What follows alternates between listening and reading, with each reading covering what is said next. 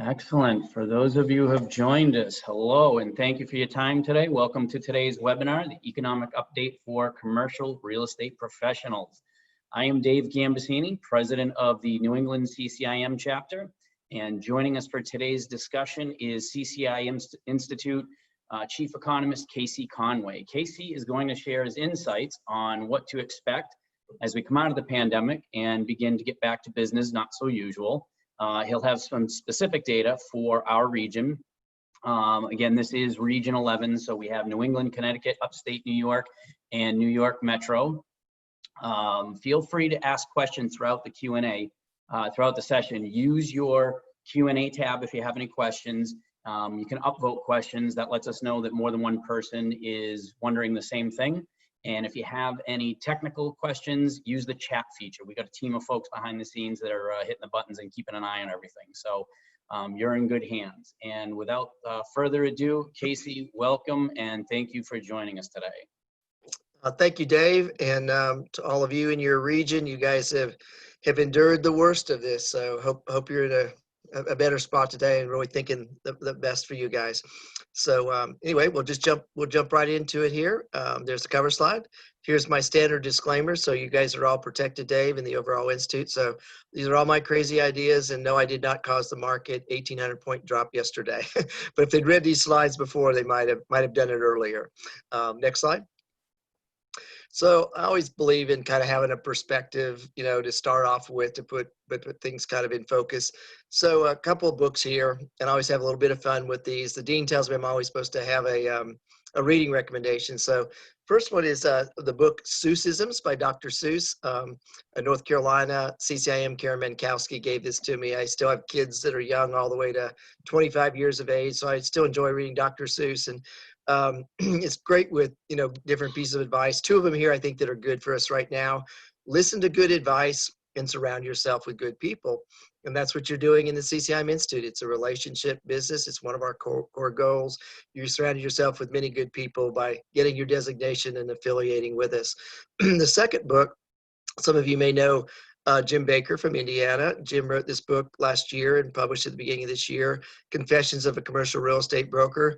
I didn't know if it was going to have a movie rating. Brokers doing confession could be pretty bad, but it's kind of like a daily calendar of things that he's learned each day of the year.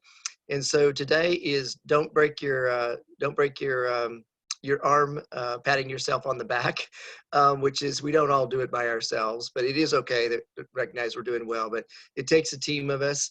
And on this date in 1994, the Boeing 777 made its maiden flight, quite a different time from where Boeing is today. So always in perspective. I love both these books. Next slide. So the question everybody wants to know, or, especially after yesterday's 1,800-point drop in the market, they thought they were there last Friday, a week ago, with the jobs report. Are we there yet? And I'll give you the hint.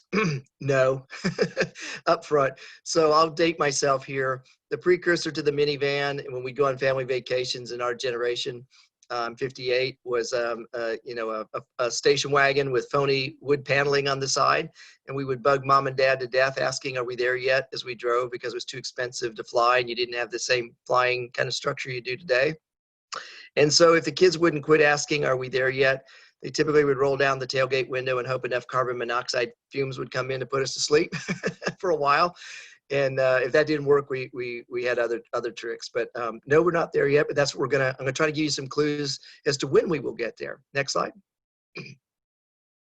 So let's rip the Band-Aid right off. Let's look at the jobs reports. So I put both April and May's here. The April job report, I called it the Humpty Dumpty jobs report. Jobs had a great fall. Now it's up to the Fedsmen and the CEOs to put it back together. And the April numbers may have been as absurd as maybe the May job numbers were. Think about what happened in March. The CARES bill was passed. And in the CARES bill, it was the first time that we allowed 1099 workers and sole proprietors to file for unemployment insurance. So the inclusion of them in the unemployment numbers may have greatly exaggerated the 20 million number. It still would have been in the millions, but maybe not 20 million. The unemployment rate might have been exaggerated because of an inclusion of that, went to 22%. But what's important to look at is it wasn't just hospitality and retail workers that lost their jobs. It was 2.1 million professional business service people lost their jobs as well. So now let's forward to last Friday's May jobs report. And it was almost as absurd. It said we created 2.5 million jobs. No, we didn't. The Labor Department removed 9 million people from the workforce. They did that because if you're not looking for a job, they remove you. So how does a sole proprietor or a 1099 employee prove to the Labor Department it's looking for a job when it's doing its own little business? It can't. So they removed them. If we'd put them back in, we probably lost 7 million jobs. So the thing to keep in mind is a lot of these data reports that we're going to be getting are not apples to apples comparisons. And we kind of got to go beneath the footnotes to understand it. And so when I looked at it, I said, look at the things to take away are, don't get euphoric when we still have a real unemployment rate that is over 20%. It's 21%. The U6 is the real unemployment rate. Number two, we're not reflecting a lot of the damage that has got to come yet and be revealed because states and their governments are not fully collecting the data or they're not fully open. Think of all the companies that have gone bankrupt. 1 in 4 small businesses have gone under. 40% of the restaurants have closed. None of that data has been fully reported to the states that then reports up to the Labor Department. Look at the airlines that are probably all going to file bankruptcy this fall. Look at the car rental bankruptcies, with Hertz and Advantage. We have a lot of damage that still has to be reflected in the data. The other one is ADP. So ADP is not a survey in their job report. It comes out the Wednesday before. And ADP deals with private payrolls, and it's not a survey. The BLS is a household survey of 1,000 people at home with a landline. So maybe now they could have reached all 1,000 people they were surveying. But ADP counts everybody they're doing payrolls on. It's not a survey. And they said we're still losing over 2.7 million jobs. So I just couldn't reconcile last Friday's numbers. So what I do when I see something that doesn't make sense or I can't reconcile, I've learned after having grown up in Colorado and spent 35 years in the South, the polite way to say BS is barbecue sauce. So I classify it as barbecue sauce. So next slide. So the other thing I look at is what the Fed's telling us. The Fed does a lot of stress testing on banks and whatnot, and they produce a regular financial stability report. And this just came out. And the Fed said, we're starting to freak out about commercial real estate. And look on the circled area there in the middle of the screen with the yellow arrow highlighted, outlined in red. And the Fed said what I've been saying for about a month here. We are going to reprice commercial real estate. The Fed's finally recognizing it. If you can't use a hotel to the same degree that you can, or a restaurant, and you're going to have not just temporary occupancy restrictions, but many places like in California and even Florida, they're already passing permanent occupancy restrictions. Right now in California, they're putting restrictions in many markets where hotels permanently will never be able to occupy more than 50% of the rooms. What does that mean for the value and how we reprice it? I put the FOMC schedule over there on the right. We will have a meeting in July. We will not have one in August, so that is the safe time to go take a vacation. The Fed won't be able to move the market. I really worry about September as we will start to get the second quarter earnings coming in, and it'll be our last look before the elections. And then, the November meeting will proceed literally the date of the elections. The last comment there by the Fed is that it predicts the after effects of the virus could hamper economic growth well into the future. Strains on household and business balance sheets will create fragilities that will last some time. That is an incredibly strong statement for the Fed. And what did Chairman Powell say about interest rates? He said, not this year, not next year, maybe never. He said, think about 2022. So if the Fed's in that position, that mindset, and they're seeing things that we don't fully see, that tells me we're not there yet. Next slide. So here he is, and there's his statement from Wednesday. No rate hikes till 2022. That's a pretty powerful future, far-looking prediction statement to mean. It shows the Fed really understands this is a bigger, more complex problem than we ever faced with the 2009 financial crisis when I was at the New York Fed. Next slide. And so the next one is look at oil and energy prices. So we started the year off at $60 a barrel. We dropped to minus 40. We really didn't. Believe it or not, OPEC was not paying people $40 a barrel to take their oil, but they probably were paying people to store it about that much. It was really what to deal with futures contracts. And then last Friday, we got up to $40 a barrel again. And, in many of these markets and shale regions at $30, it's break even almost 30, 35. So the issue is that Russia and China agreed to quit the energy war, scale back production cuts. But now they're looking out and they're saying, wait a minute, if the economy is recovering and the US is producing 2.5 million jobs and Brazil's pumping oil and the US energy industry is going to start fracking, we're going to quit with these production cuts. And so Saudi Arabia and Russia have said they're going to take them off this month, and we're going to go back to a lot more supply and probably more volatility in energy. So keep an eye on that. I don't think we're going to see energy prices stay at these levels. I think they're going back below $30 a barrel pretty quickly here. Next slide.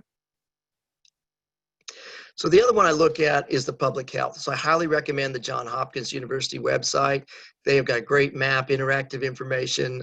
It's not, politically engaged. It's very neutral, very objective data. So checked early this morning, and we were at over 7.5 million cases globally. Put that in perspective, on the 1st of April, we didn't even have 1 million cases globally. So think of that, 7.5 times more in just 2 months. And then if you look at from June 5th to May 25th, we had 1 million new cases. That's more than we had total registered the 1st of April. So we've got a long ways to go. You can see where we rank as a country. We're the worst in the world, maybe because we're doing more testing now that we're capturing it, but we're 3.5 times the rest of the world in terms of cases. I put the state counts. You can get those at the site. So you guys have endured it the most and really had to battle it the hardest of anybody, even more than the West Coast. So you can see New York and New Jersey are still 1 and 2, followed by California and Illinois. Pennsylvania, you're there at number 6. So we have a long ways to go. And what we want to look like is Hawaii. So with no one flying on the frequent flyer points to Hawaii, they were able to eradicate the virus. But when we start using our frequent flyer points to go to Hawaii again, we may mess them up there. And we're seeing renew hotspots in Arizona and Florida. They're seeing over 1,000 new cases a day. Those are record numbers. So we're going to have rolling hotspots, and I don't think we're going to shut the economy down again. We're going to figure out how to do it maybe with rolling isolation of hotspots, and we're going to have to learn to deal with this. We've spent our piggy bank on this thing the past 2-3 months, and we don't have the same piggy bank going forward to do it all over again. Next slide. So here's the Fed intervention. When I say the piggy bank, we don't have it. So the Fed had its balance sheet paid down below $4 trillion from the financial crisis at the beginning of this year.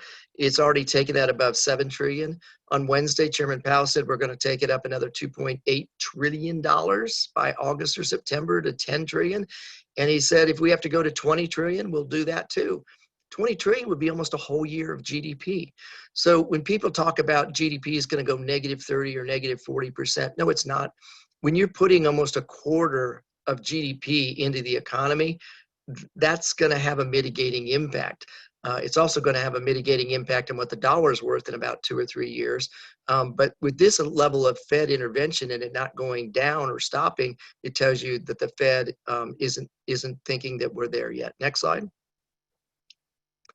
So this is one I want you to really pay attention to. So the beginning of the year and last year, I talked a lot about fiscal state health and the health of states at their fiscal level. And so this is from the Tax Foundation, and they look at how solvent states are with their unemployment insurance fund. And so if you have a score of 1.0, it means you have a full year of unemployment insurance savings to weather a crisis. And so those blue bars at the top that are to the right of that dashed line, they've met that criteria. And so you can see, only New Hampshire in your probably your region is barely on the line. As you go down, you can see Pennsylvania, you can see New York. You guys have more infrastructure to maintain. You have more pension benefits. A lot of the people that retire from New York and New Jersey, they go to Florida. You guys don't get the benefit of those retirement dollars. They don't pay income tax.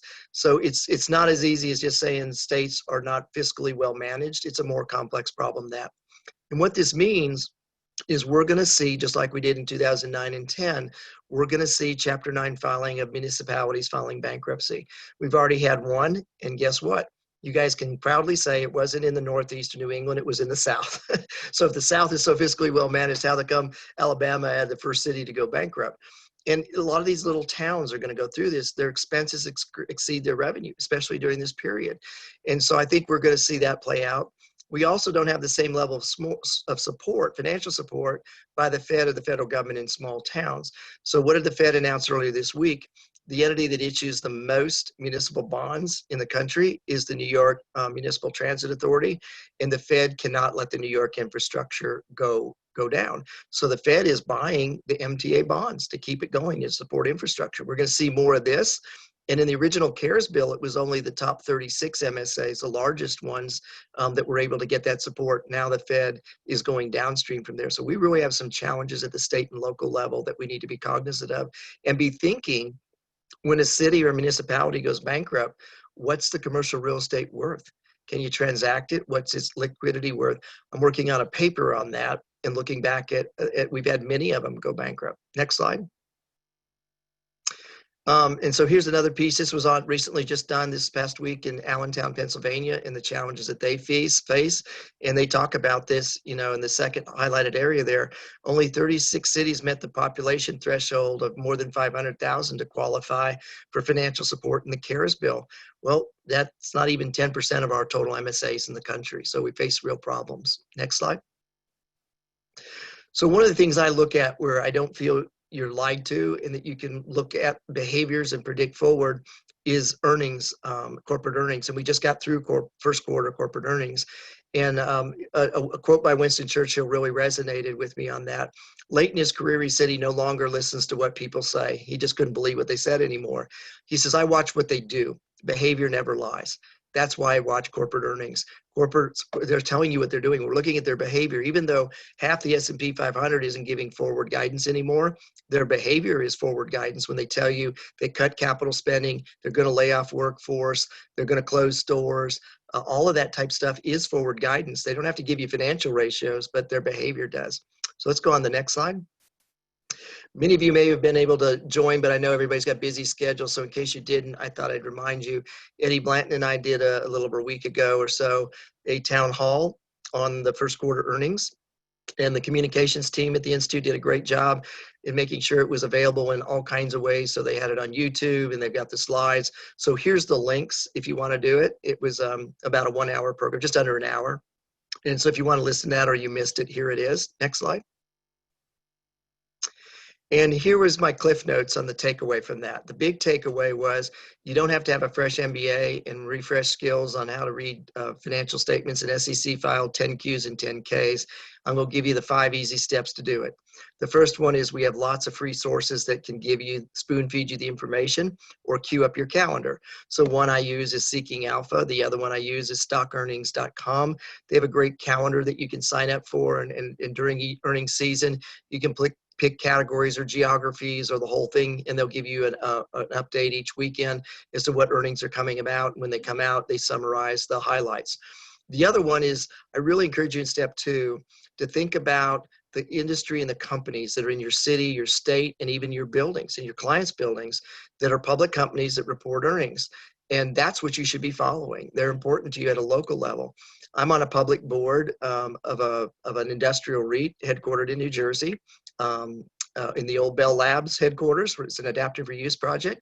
It's called Monmouth, MREIC. I put them in here because if you go to these companies' main website and go to their investor relations tab, everything's there.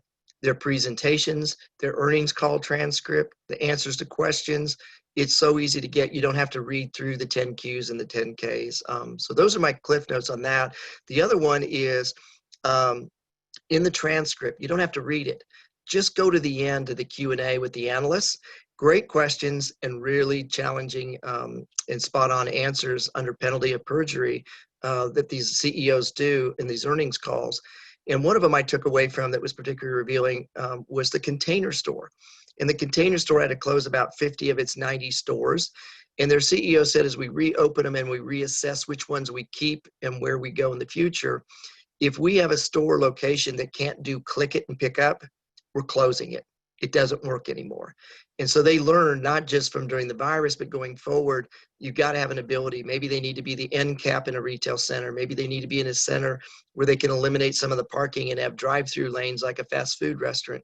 So that light bulb went off for me that we're probably going to see in site selection, click it and pick up. as an important site selection criteria. In fact, the Container Store said they've already memorialized it and put it into policy as part of their site selection. Next slide. And then really on this one, I want you to go down to the yellow arrow with the red outline. COVID-19 is going to change everything we knew about commercial real estate. Every ratio is going to change.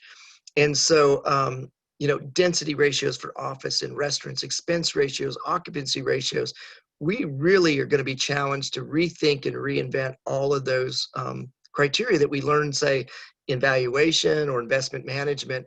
And so fortunately, the CCM Institute's already on top of that. The instructors are already thinking about it and working on it. But just look at the density ratio on office. We're probably going back above 200 square feet per worker instead of the 160 to 180 that we've been in. A lot of the density ratios, if a hotel can only operate at 50% occupancy, or a restaurant at 2/3, all of those income and expense ratios are going to change. Next slide. And so the other one I want you to know is not always bad. And there are going to be new drivers when we think about an anchor or a draw to a retail location. So first thing, Home Depot, Walmart, Target, they all reported not only record growth in e-commerce in the first quarter, every one of them reported that they had at least 3% same sales store growth, even with isolation and the shelter-in-place orders. So if you have big e-commerce retailers that still are able to drive sales and make the physical store work, that's great news for the ancillary retail that's around that anchor store. So don't give up on retail. The other one is, if I gave you a chart of Dollar General without telling you who it was, showed you their earnings, their revenues, their sales, you'd think I was talking about a tech company. They are breaking every single record, and they do no e-commerce. They set a record in the first quarter for the most same-store comp sales of any retailer in the history of retailing in one quarter. It was up almost 22%, and they do no e-commerce. So the physical retail store isn't dead. What works and what doesn't work is going to change very dramatically. Next slide. So the other one is what's going to happen between the cities and the suburbs. And this is particularly important to your region, with big cities with high density and high-rise office buildings in New York, New Jersey, Pennsylvania, all over the Northeast. And a couple of companies gave us some insights here. Equifax said we're going to see a new item called redundancy cost. Companies aren't going to just quit paying their leases on those office buildings in New York, New Jersey, Pennsylvania, and the big dense cities. They'll pay them. But like 2009 and 10, as those leases come due over the next 2 to 3 years, they're probably not going to renew them in the same density or same volume. Instead, what they're doing is they're leasing suburban space, a small amounts of it near their employees to support their ability to do work, to have meetings in more conference room type styles, team meetings, client meetings. And so that's going to be a new redundancy cost. I think the suburbs are a big beneficiary in some of the secondary cities around these big cities. The other one is, think about college towns. They've been badly hit by this. Students have gone back home. They've discovered that online learning is cheaper and better, and I could still get the same degree. Mom and dad don't have the same budget and balance sheet for, $5,000 a semester for housing. All of that's going to be changing here. So I think the suburbs are well positioned to be a big beneficiary coming out of this COVID environment. Next slide. And so the last one on the earnings that I want to call you to is that, the Institute started this almost 3 years ago, this Insight series concept, to get white papers going on kind of burgeoning topics. And so early on, we tackled things like the Amazon site selection and what it meant, and adaptive reuse. And adaptive reuse is probably going to be one of the most important skills that you have. And we led over all peer industry groups on that. Retail evolution. We were the first to say, take your mind out of the apocalypse gutter and start thinking about how retail's always been evolving. If you take all the predictions that I made in that by 2025 in that report from last fall, just move all the dates to 21 and 2022, and it's all current. We don't need to update it. But check out the Insight series. We're doing a lot. Your institute is doing a lot to keep you topical and current, and we're really ahead on this. So check those papers out if you haven't read them. Next slide. So what else am I looking at? So Like I said, if the kids don't go to sleep from the carbon monoxide coming in the rear tailgate window, mom and dad would then give the kids what's called car bingo. Many of you may remember this. And to keep them busy trying to find things, looking out the window, to quit bugging mom and dad with "Are we there yet?" questions. So here's my bingo board. I'm going to tell you the 5 things that I'm looking at and where my center slot is, because if you can get that center slot on a bingo card, you probably have the best chances of winning. So at the upper left, the transportation metrics are what I look at a lot, because if things are being consumed and manufactured, they have to move. They have to move in and out of the ports by rail, by trucking. So I look at those. But I'm going to tell you my one metric that I think will be the most predictive in telling us when we get there.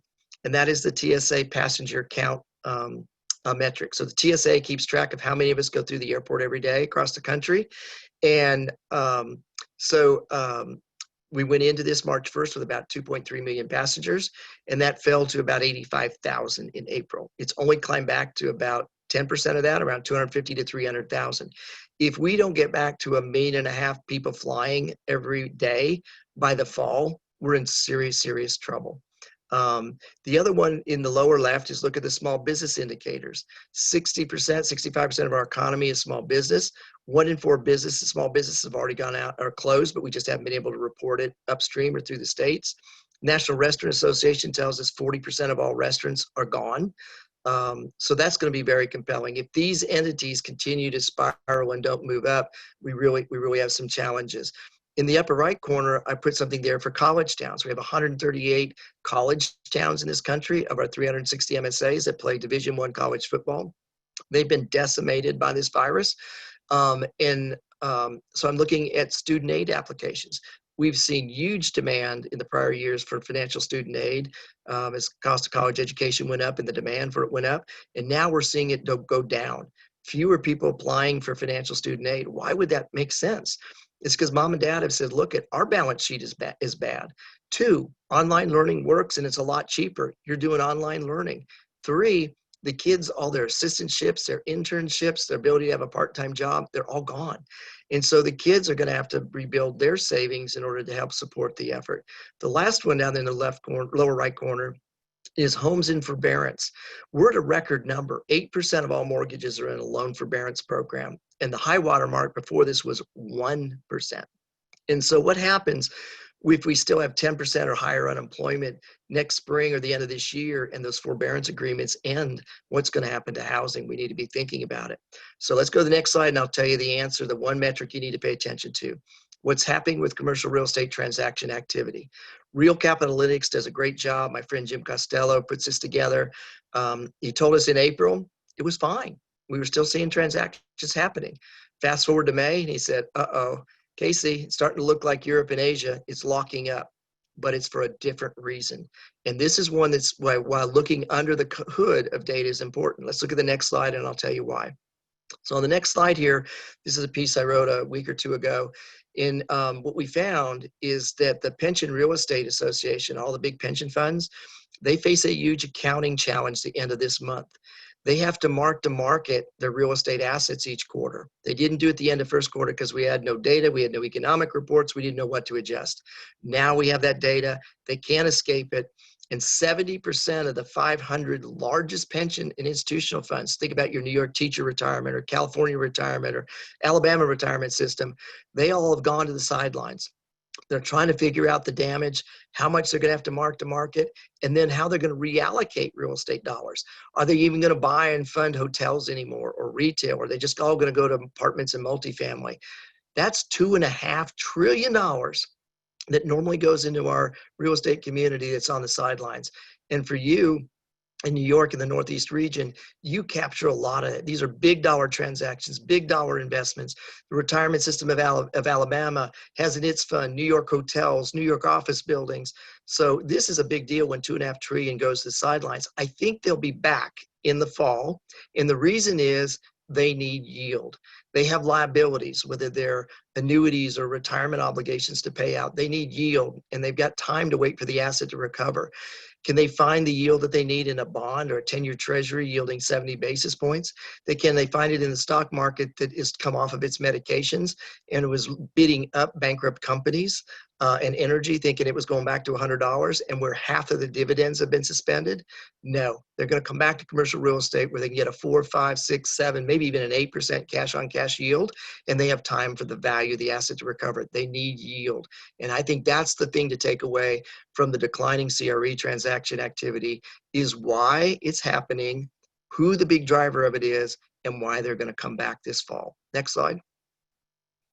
So this is another piece I wrote, really, that just summarizes the four, if you just look at 4 things that Casey's looking at, four crazy things the Red Shoe economists look at. Here's what's most on my radar every morning.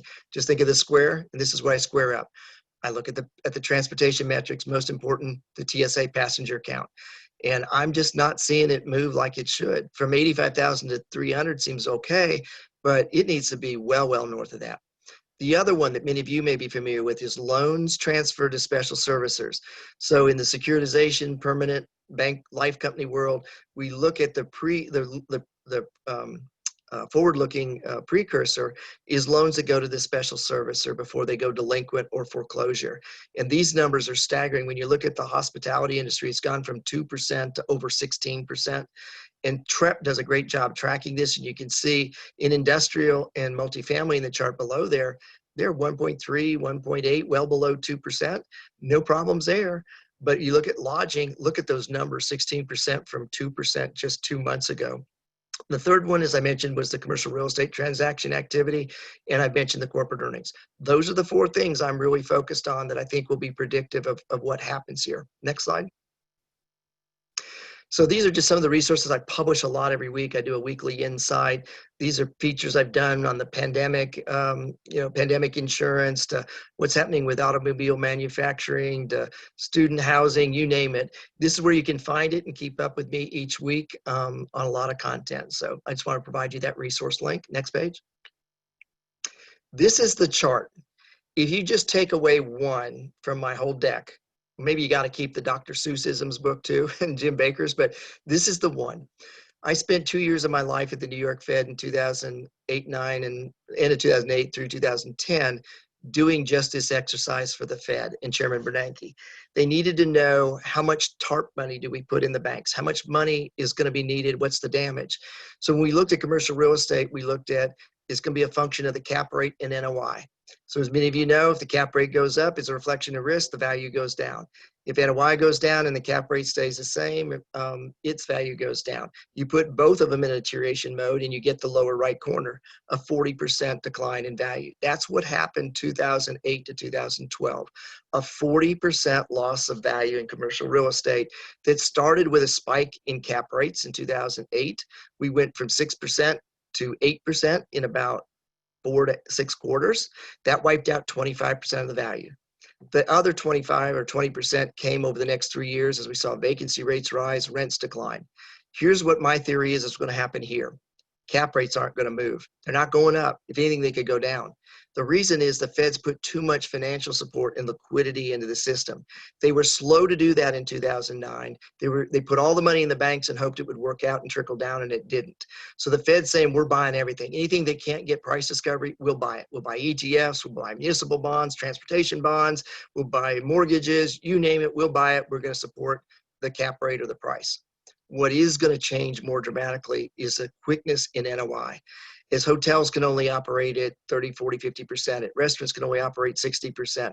As office buildings have to sit empty and people work from home, the rent is going to decline. And that's what we're going to have to figure out, is how steep, how quickly, and then how do we reprice commercial real estate? Remember that earlier slide? The Fed said we're realizing all of commercial real estate is going to have to reprice. This is what you need to be thinking about every day. It's going to be different for your market, for your property type, for your state, for your region. And so I can't tell you that what this looks like in New York is going to be the same as it looks like in Nashville or Dallas or San Francisco. And this is what the marketplace is going to be looking for, the expertise from CCIMs. This is a huge value tool that you can bring to your clients in helping them get in the right frame of mind to think about their investment assets. Next slide. So this is a piece, hospitality. It's huge to your region.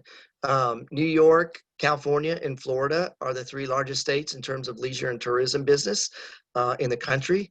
What happens to your hotels, leisure travel, Broadway, visiting the, the monuments and historic areas are absolutely huge. I wrote this piece to look at, I called it the other L&T industry. So most of us think L&T is logistics and transportation. The other one is leisure and travel, and the numbers are just terrible. So we can see the loans transferring to special servicers, the delinquency rates. But look in the middle of the slide there with the yellow arrows. Real Capitalytics just put out a report on hotel transactions, and it's the worst it's ever been. In 2009, April 2009, the number of hotel transactions nationwide fell to around 20. We just had a month where we just had 10 hotel transactions nationwide. 10. And Jim Costello at Real Capitalytics characterized that in the quote there. He said, "We have never seen this level of illiquidity in the hotel market. It is effectively a frozen marketplace." How do you fix that? Is the Fed going to go buy hotels? And that's the challenge we face in the hospitality. It's not going to be housing and mortgages and subprime this time. It's really going to be the leisure and tourism and travel industry. And it's not just hotels. Think about the big venue that was built there in New Jersey, bigger than the Mall of America. I'm just blanking on it. That opened up right before the virus at the holidays with indoor snow skiing and everything else. Think of the Disney parks, the theme parks, the summer Six Flags venues. All of these things are decimated. And what are we going to do with them? Next slide. So here's the charts. On the left is the Real Capitalytics chart on hotel transactions. The right is a blow up of the grid that TREP does. And these are all free. You can sign up for TrepWire and get them free and see these each month, and you can see how bad it is in lodging. Next slide. But here's what I want you to really start thinking about. Forget the metrics and think about the context and the forward look, the look up and forward, the what if thinking. So also in this piece, I did some things where I looked at all the statements by the big hotel operators, Marriott and Hilton, and interviewed some of those folks. And we asked them, what's the hotel of the future going to look like? What are you planning? This is their behavior. And they said, number one, we're doing smaller hotels, not big convention hotels. We're doing less dense, smaller. We think this is a permanent type thing that maybe Airbnb had tapped into. The second thing is we're going back to exterior entry hotels. We don't have to maintain the hallways. We don't have to clean them. People feel safer coming in and out. So just imagine that we're going back to the Route 66, 1950s and 60s exterior roadway motel type entries. I just can't imagine how it's going to work on Broadway or Times Square with rear entry hotel rooms. But I guess we'll have to think creatively. Contactless everything. You won't have a registration desk. You'll do everything on your app. Your phone will give you a QR code to unlock your room. It'll be the thing that accesses the elevator and tells it which floor to go to. When you get to that hotel room, you're going to have a cellophane wrap at the entrance that you cut to go in. You're going to find that your beds aren't made, that the linens aren't put out. They're going to be in a sealed package, and you'll make the bed and you'll put the linens out. There'll be no meal service. You'll order and do takeout to come into your room. And then how do we do hotels where they say in California, you can only lease half of your rooms. Every other hotel room has to be vacant. Absolutely incredible. So these are the things we're going to have to think about. And what I want you to start thinking about is CCIMs, if we do less transactions, how do we make a living? We're probably going to have to think about a business model where we get paid for consulting and our advice. And one of the things with these occupancy restrictions, whether it's on restaurants or hotels or something else, is that essentially this is government doing like eminent domain. They're doing a taking without compensation. And I'm already seeing and having requests from attorneys to look at doing initial test case eminent domain on these occupancy restrictions. So think about it in New York, when they tell you what you can do in terms of density and ridership and everything else, that is essentially a taking without compensation. And I think that's what's going to pin the ears back and get people thinking we just can't do that. We just can't quarantine everybody, and we can't suddenly just say, you now can only use half of your real estate because we said so. So this is really going to be transformative. It's going to hit the hotel industry first. Next slide. So housing, the realtors and all were a little optimistic going into April.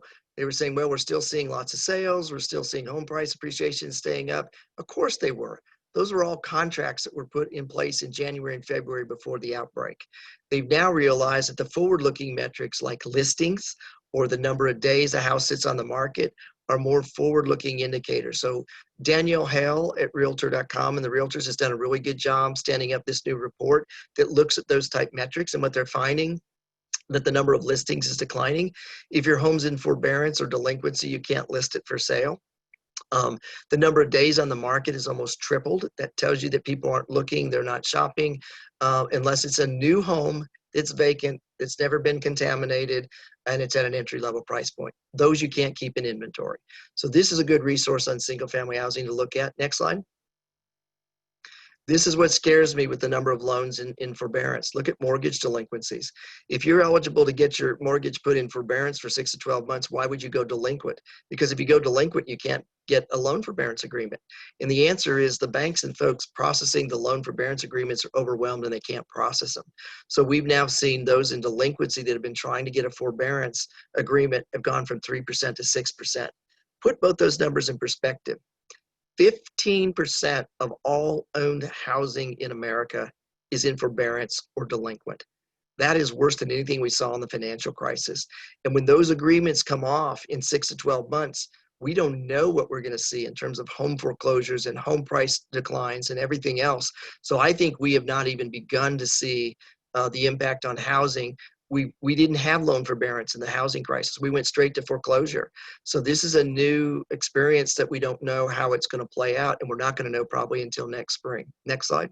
And you can see your numbers there in the last slide. You guys are approaching 10% in your own markets, which are the only place worse is Mississippi. So here's the good news. You guys can claim that the South is really the big problem. So we're the first place to have a city go bankrupt in the COVID. And we have the highest mortgage delinquency rate in Mississippi. So, I always try to look out for my region and give you a good spin on data. Here's a piece I really like that's going to be important in your regions because you have a lot of multifamily. The National Apartment Association put this graphic together to remind people where a dollar of rent goes. And the last part of the dollar of rent goes to the property owner. All the first dollar goes to the mortgage, the expenses, capital expenditures, all that type stuff. All of those are going up. With 93% of all multifamily loans held by Freddie or Fannie, and Freddie and Fannie letting everybody go into loan forbearance as long as they give rent forbearance, their debt service and loan to value is going up. The operating expenses, the janitorial, the cleaning, the tenant turn. I just spent several days in calls and meetings with big multifamily property owners all over the country that have thousands and thousands of units.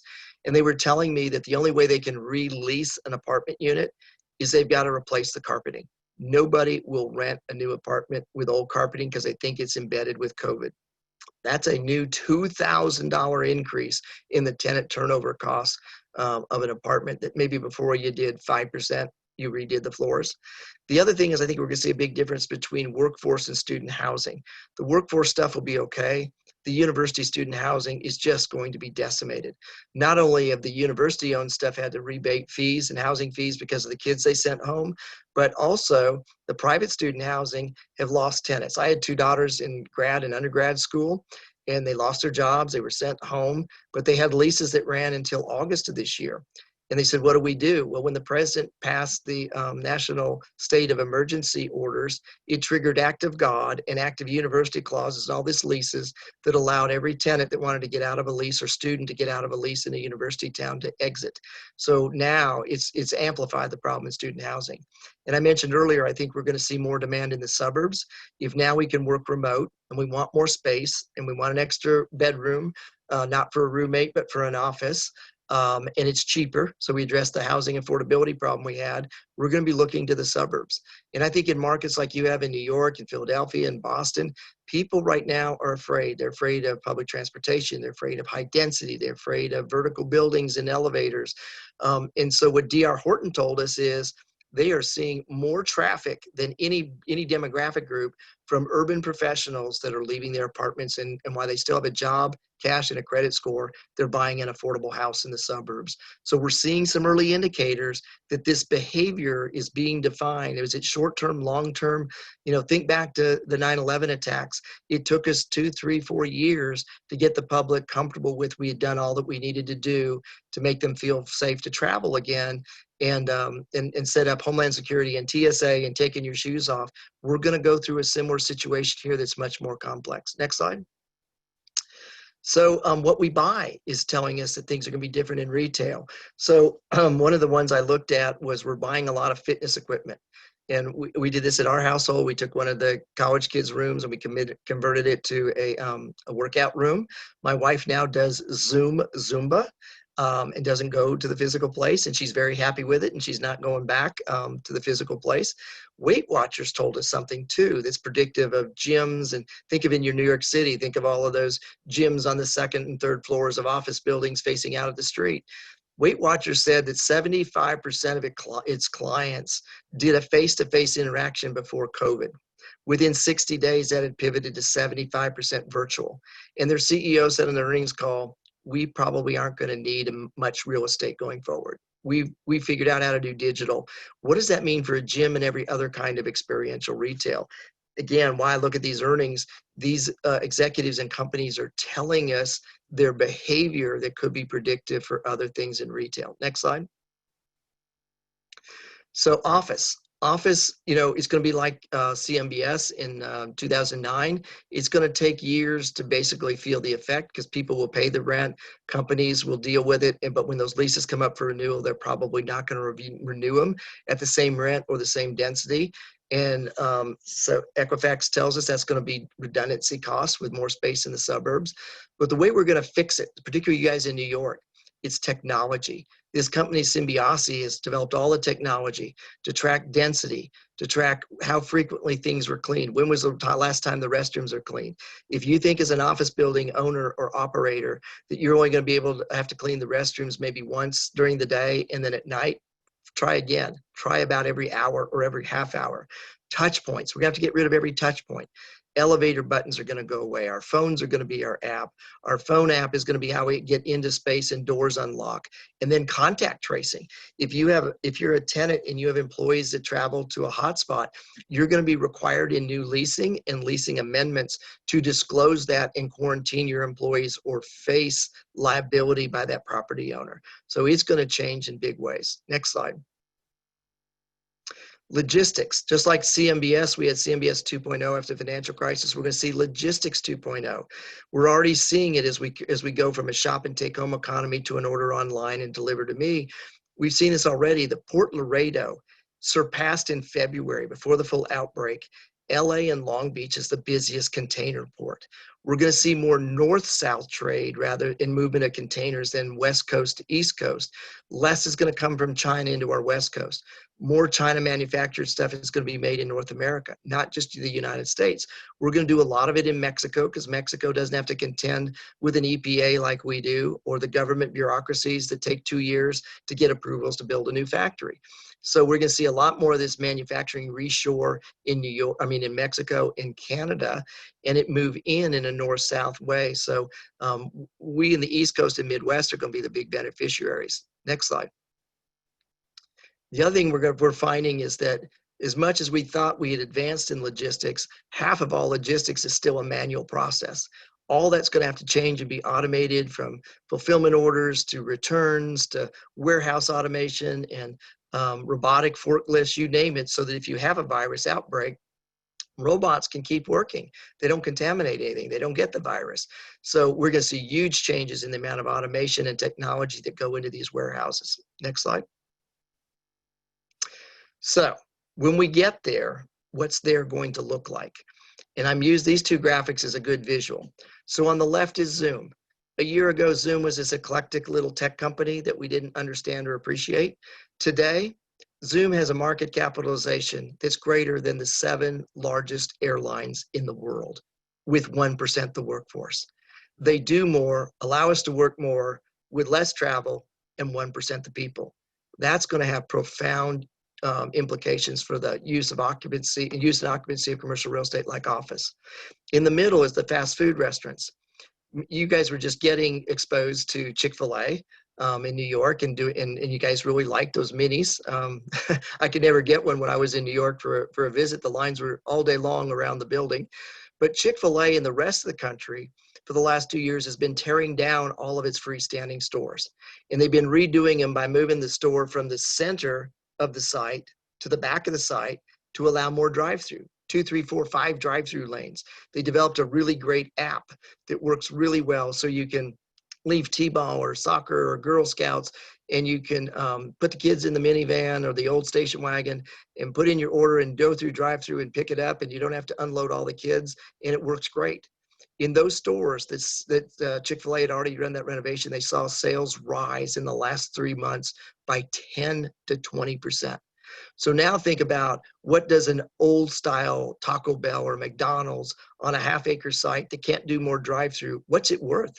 Is it just land value? Do you tear it down? What's the cost to rebuild it? The other thing Chick-fil-A has done is Chick-fil-A built 2 kitchens in every store. One's dedicated for online order and the other for in-store ordering or pickup. So it's going to be very different, and we need to start wrapping our brain about, what does there look like when we get there? Next slide. So here's my answer to how we ultimately get there. We're going to see this thing called an immunity passport. So just like after 9/11, we couldn't imagine how we would ever feel safe to fly again. And we created Homeland Security and TSA and reconfigured the airports and how we take off our shoes. And we created the Clear system to speed us up.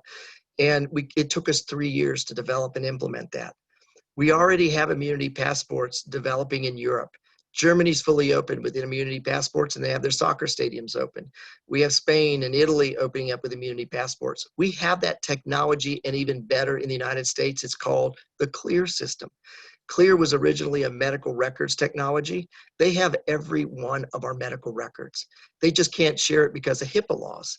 And if Congress changes the HIPAA laws to allow Clear to take those medical records and apply them to travel and security, so that they can say, did you get your flu shot? If you don't get a flu shot, you can't fly this year. Or if you haven't done, I'm a diabetic, so I finger stick my blood sugar every day, goes into a glucose monitor, and it tells me what I need to do or how to be okay. We're going to have that for the virus and flu season and other viruses. We're going to have these little test kits. We might buy the strips that test us to swab our mouth for $5 or $10 at Walgreens or a drugstore or a grocery store. They'll give us these free meters, and we'll do the test, and it'll give us a reading that we can put on our phone app that says, you have an immunity passport today to go use public transportation, to go to work, to go to the airport. And if you fail, you have to quarantine. That is coming. That will be with us in 3 years. The vaccine has to come first. The testing and all of the ramp up, just like diabetes and other things, are going to have to come. And the other thing is, we're going to see tremendously more technology and CapEx spend on occupancy monitoring and contact tracing. This is how we're going to feel safe, not just for COVID, but every other public health crisis. Keep in mind, during the polio outbreak, it went from the late 19-teens after World War I until 1956 before we had a vaccine. But we still went to work, we still functioned, and unfortunately, we had over 100,000 kids a year become paralyzed and handicapped. But we functioned. I'm not advocating we should have 100,000 people lose their lives, but when we have to put in historical perspective the costs and the consequences, we are essentially city by city and state by state weighing the public health risk against the economic risk. And the unfortunate reality is, we do not have an unlimited pot of money to have everybody shelter in place until we're all safe again. We're going to have to balance those risks out. So that's how I think we get there. And I don't know if that's the last slide. Is that it? I think we're there. So with that, we can take some questions if you want, Dave. Yeah, excellent. Great. Thank you, Casey. I've seen you present a few times, and obviously always topical and great, fast paced, and you keep it moving. So thank you. Listen, I saw you do this presentation for Region 10 earlier this week, and Byron Smith asked you a great question. I want this audience to hear it, so I'll kind of paraphrase a little bit, but also bring in a couple extra points to it. And you did touch on this a little bit. With the Fed injecting so much liquidity, the balance sheet is below 7 trillion now, maybe 10 trillion by the end of the year. Chairman Powell had suggested on what was it, Wednesday, that he might go as far as 22 trillion if he had to. But as Byron asked, people like Dr. Gary Schilling indicate that one of the fears the Fed is in this inflation deflation kind of cycle. What's the impact of deflation? What are your latest thoughts with what Chairman Powell said, and even maybe that 1,800 point slide that the market saw yesterday? No, thank you for resurrecting that question. It really was a good one, and I think it's another appropriate one. So we forget there's two types of inflation. There's asset and commodity prices, and those are going down right now because we have less demand. The other one comes from currency inflation. When you devaluate your currency and your medium of exchange, we've seen what happens in Latin American debt crises, Argentina, Brazil. The inflation sets in because the medium of exchange isn't worth anything. And that's the risk we face. But Chairman Powell has addressed this really strongly at his April meeting and a little bit the other day. He said, I can't worry about that right now. That's going to come back and be a problem I have to tackle in 3 years. And maybe it'll be another Fed chairperson that deals with it. But I have to worry right now, if we can't stop the workforce destruction, we have nothing to worry about. So I'm doing everything to try to make sure we minimize the workforce carnage. Think about, what is an airline pilot? If the airlines file bankruptcy and we don't need half the airline pilots, what is the skill set of an airline pilot going forward? A lot of these skill sets atrophy. And so he's saying, I got to do everything I can to stand it back up. And that's a very real problem that someone's going to have to deal with in 2 or 3 years. That's sobering that we kind of have our central bankers recognizing it. And so do the rest of the world. Europe's doing it. Europe was already at zero and negative interest rates in Germany. No one really cares. So does it end where we all just hold hands and say, we're all worthless, let's create a new medium of exchange? Oh yeah, Bitcoin, whatever it is. And we reset values on everything. And what we've learned in these crises like this, where you have currency inflation, is that a tangible asset is what has value and inflation protection. And real estate is one of those tangible protections. But it's something we need to be thinking through. I don't think we can just dismiss it and say, we'll worry about it in 3 years. What the Fed is doing on its balance sheet, I applaud them for not being slow like in 2009. I was there at the New York Fed in 2009 and 10. We were slow. We didn't understand it. Geithner wanted to see Lehman fail because he wanted to know what would happen. Absolutely insane when you think about it. You have a Fed this time that said, we're not going to do experiments. We know we got to be aggressive and tackle this thing. So I applaud the Fed and what they've done, but all of us better be realizing there's an unintended consequence. And if you want a preview of this show, look at the end of 2018. The Fed said, let's really try to unwind QE. Let's pay down our balance sheet. Let's do interest rate hikes. Let's try to get back to a more normal 3% interest rate. Let's do 4 interest rate hikes. What the hell happened to the market? We had a tantrum and we couldn't deal with it. That was with $4 trillion. What are we going to do when it's 7, 10, or 20 trillion? So it is a question. I think if we wanted to dwell on it, we wouldn't sleep anymore. But you're right to ask the question, and it's something that's going to come back and bite us and our kids and grandkids in the butt. I think I'm real worried about it. Right. And a question we had come in is regarding PPE. Do you expect an additional unemployment? Do you expect additional unemployment later this year once PPP monies have been repaid? Absolutely. You heard Chairman Powell say, there's 3 things we're focused on that the original CARES bill and PPP programs didn't. Number 1 was there was no support for state municipal governments on their bonds. We can't let infrastructure crumble. Should we just let all the New York subways close and rot and none of this functions? Should we go to Illinois and tell them that the BART system can't work? Should we let all the utility companies go down and not have the sewer systems work? They recognize that's critical infrastructure that makes everything work. The second thing they said, we got to do a lot more on workforce. If we don't do it, you'll have more civil unrest. You'll have more other crises. Look back to the Great Depression and what we had to do. And I think we'll see it, whether it's direct support or really, truly kind of a Jobs Act type program. Forget the shovel ready that we were supposed to have last time around, but really go back to a works program like we saw in the Great Depression, where we build out, say, 5G, or we really seriously rebuild critical infrastructure. I think we may see more that's on the lines of the job support is actually work type programs rather than indirect, here's a check, don't worry about working. But we're going to have to see a lot more workforce support. Got it. Excellent.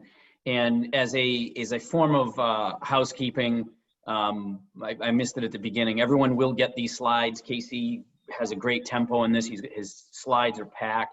We are going to get these slides.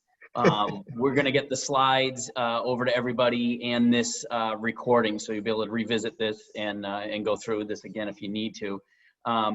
And I think if we can, before we sign off, you know, Casey, obviously I want to come back and thank you, but we had quite a few sponsors for this across a couple of regions, and I'm not sure, there we go. So we had some region 11 New England chapter sponsors.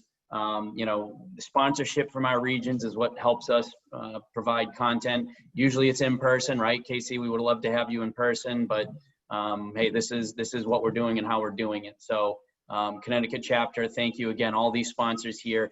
These will be in the slides as well. So if you guys have questions or just want to reach out and thank some of these folks, they're continuing to support CCIM and our efforts to bring content to the members. So with that, you know, we have comments, but no direct questions. If anyone's got any questions, I think we can get them over to Casey directly, and I know he'll be happy to answer those as well.